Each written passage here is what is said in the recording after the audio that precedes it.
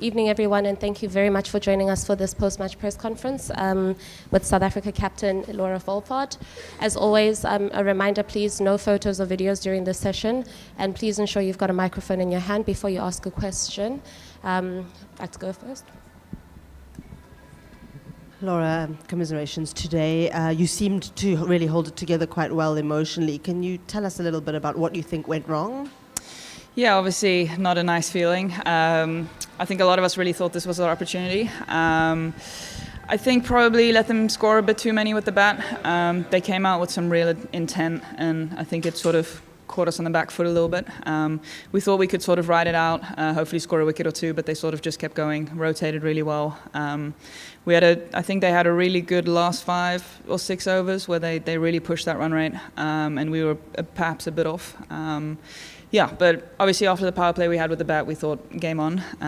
But yeah, just lost a bit of momentum outside the power play. And you would have had some time sitting with the girls, afterwards watching the rest of the chase. How is the mood? How are people feeling now? Yeah, it was obviously, still hopeful. We still had some really big hitters in there. But, once it became sort of cricket-wise impossible, it was very disappointing. I think a lot of girls are really, really disappointed. I think especially after the cricket that we played in the semi-final, we thought we could do the same in the final and just didn't show up on the day. Jamil Hassan here from Caring Sports.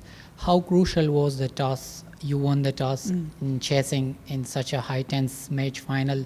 So do you blame yourself for being not taken at the first? No, we did speak about it straight after the game, and we still think chasing was the way to go. It worked for us the whole tournament, and we were pretty good in chasing, and all the ground stats also say chase, and it's supposed to get better under lights. So yeah, I think still back to that decision. I think we just let them get too many with the bowling. I think we bowled like 15 extras as well.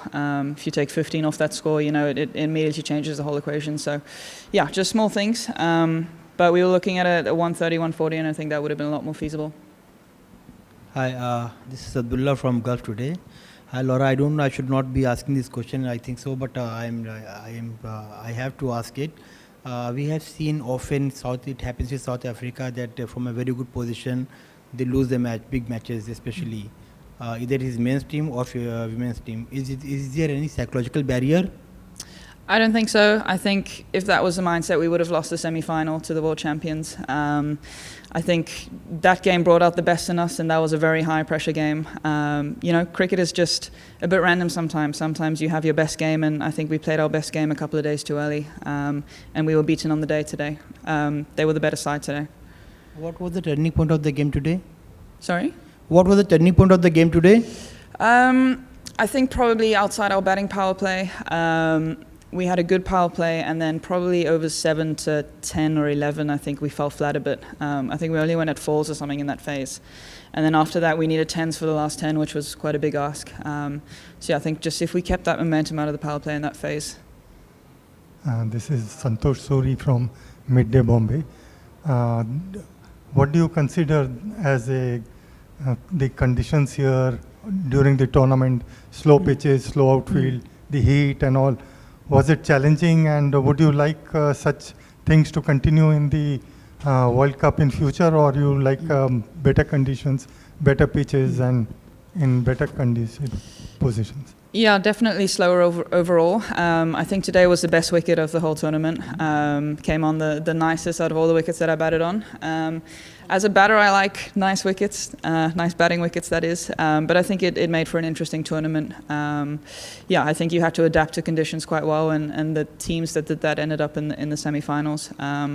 It sort of leveled the playing field a bit with a lot of subcontinent teams as well who brought their spinners into the game. I think it was nice. I think I liked the variety. Just tests your adaptability as a player.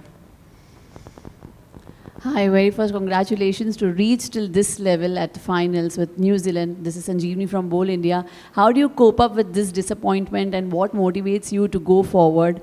And where do you think the team could have done better today? Yeah, it's obviously disappointing, but I think in hindsight, we still came second in a tournament with 10 odd teams, so we still had a pretty good tournament. A lot of positives to reflect on. A younger group as well, so to be able to make the finals with a younger group, I think is very promising. definitely a lot to look forward to. I can't wait to see what we do in the next couple of World Cups. Reaching 2 back-to-back finals as well shows that we're doing something right. So, yeah.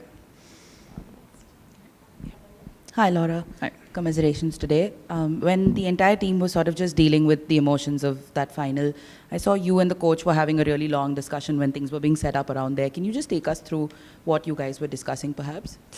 Yeah, just sort of, where it went wrong today. I think before the game we sort of had a discussion that we really feel this is our year. A lot of people felt that way. They had some aunt who had a feeling or had a funny tinkling in their pinky finger that we were going to win. But yeah, I think that just shows that Mother Cricket is always in charge and has bigger plans. So yeah, we were just sort of having a laugh about that and how you can never sort of predict what's going to happen or write any team out. Right, and you guys have your families here. We saw everyone just sort of banded together with you guys. There were hugs, there were a lot of crying, Marizan especially.